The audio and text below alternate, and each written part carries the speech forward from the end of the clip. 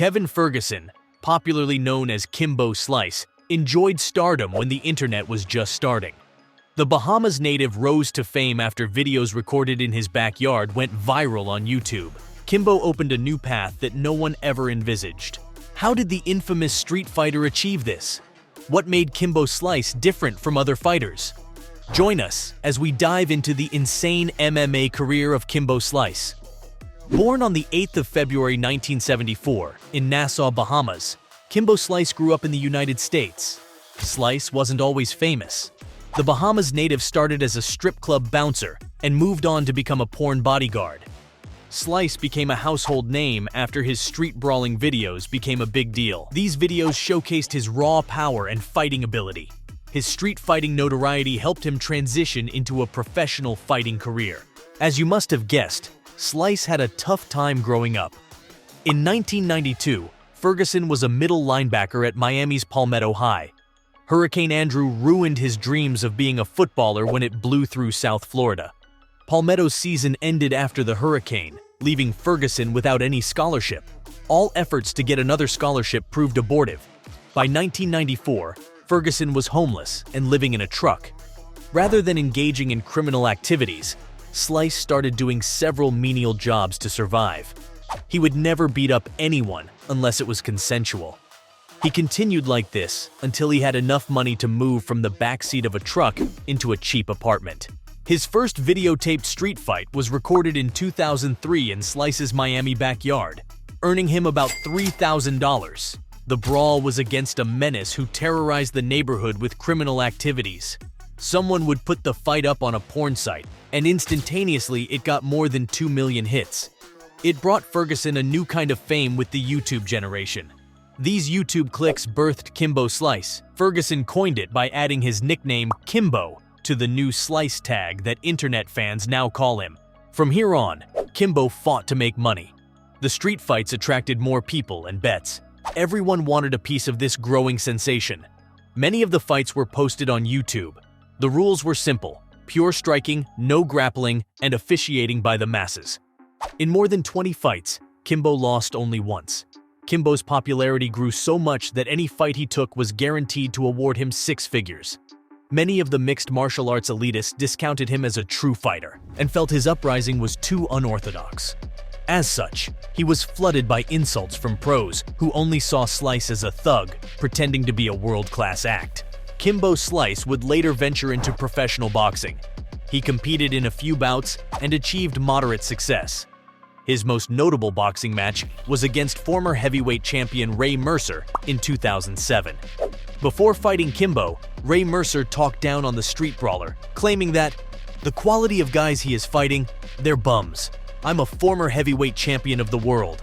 Mercer, a former professional boxer and Olympic gold medalist in heavyweight boxing, couldn't imagine himself losing to such an inexperienced fighter. When Ray Mercer and Kimbo Slice finally faced each other in a professional boxing match on the 23rd of June 2007, the unimaginable happened that night. The fight occurred at the Boardwalk Hall in Atlantic City, New Jersey, an event called Cage Fury Fighting Championships 5, USA vs. Brazil. Despite Kimbo Slice's reputation as a tough street fighter, Mercer had a significant advantage in boxing skills and experience. In the fight, Kimbo showed his superior boxing technique and landed a devastating right hand that knocked out Ray Mercer in just 1 minute and 12 seconds into the first round. It was a decisive victory for Kimbo. For the fight against Tank Abbott, Kimbo sold out Miami University's basketball arena. After boasting that it would be an easy fight, Abbott had lost 3 of his previous fights and only lasted 43 seconds in a fight with Kimbo. "It's gonna be an easy beating. I can't wait to hurt him. I've been in over 200 fights. I bench press 600 pounds. He doesn't have the skills to hang," Abbott said. Kimbo brought a new form of excitement to the sport. His charisma, personality, and ability to bring in a new fan base. Those who wouldn't sit to watch a fighting competition were ready to support Kimbo. The next victim in the onslaught of Kimbo would be the highly skilled and decorated fighter James Thompson, whom he would defeat in a third-round TKO. Slice's manager, Icy Mike, and legendary trainer Bass Rutten ensured he was always at his best. While many MMA personalities doubted him, Rutten claimed that Kimbo had more tools than people think. Another fighter that also belittled Kimbo was the MMA veteran Bo Cantrell. He said, "I've been fighting for 5 years. Tough cats. I don't make a living beating up little kids on YouTube. There's a big difference between being hit by someone who's trained to fight and someone off the street thinking they're tough. People pay me, train me well. I throw combinations, kicks, roundhouses. I'm not some guy trying to do his best Chuck Norris impersonation." Cantrell had a professional record of 10 wins and 10 losses and was on a streak of 4 losses going into the fight. However, the matchup between Kimbo and Cantrell ended 19 seconds after Kimbo stopped him with his punches. In December 2009, Slice debuted in the UFC against Houston Alexander in the Ultimate Fighter 10 finale. The fight between Kimbo Slice and Houston Alexander was highly anticipated due to the aggressive styles of both fighters.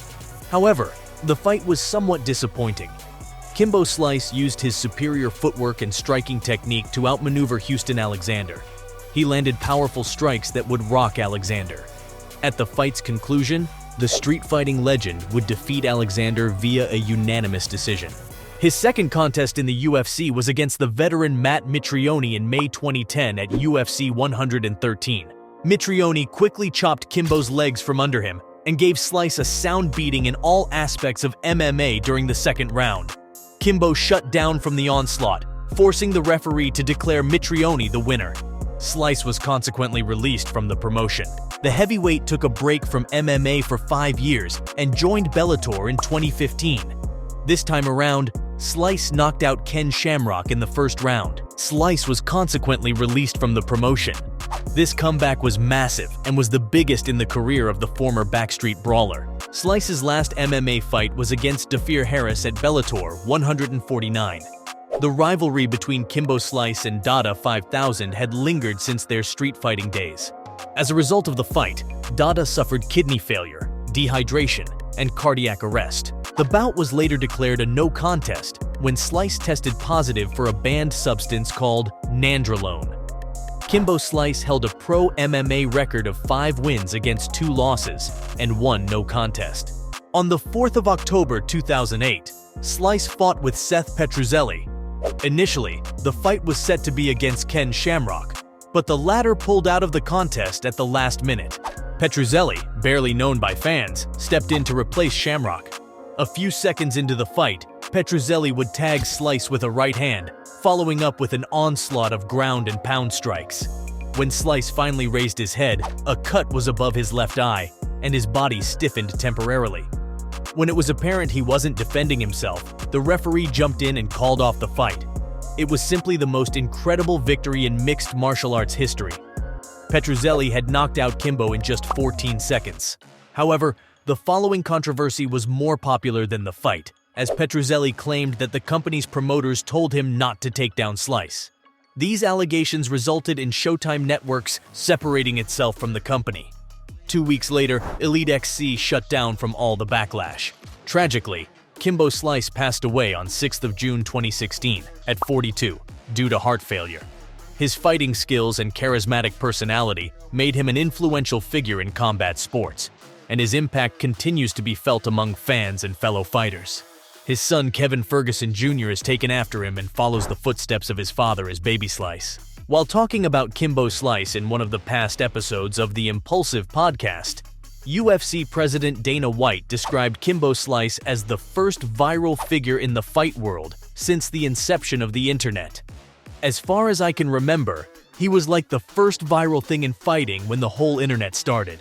You know what I mean? Everybody was watching him. It was crazy.